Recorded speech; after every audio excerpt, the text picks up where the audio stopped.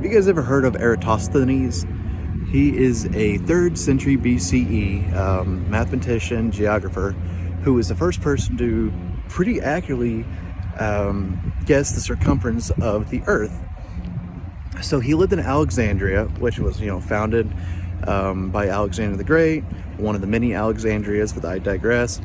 Anyways, he lived there, during the Ptolemaic dynasty, and what had happened was he was standing in Alexandria at noon and noticed that the angle of the shadows there were different than the angle of shadows at a neighboring city by about 7-ish degrees, 7.2 I think it is.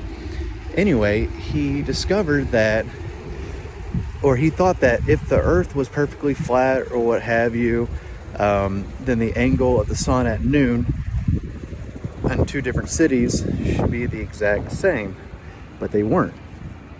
So he, using the shadows and the sun rays and everything, he was actually able to accurately but theorize the circumference of the Earth. And he was remarkably close. I think he was only off by a couple hundred miles, which you think about it, 200 something miles, that's a lot of distance.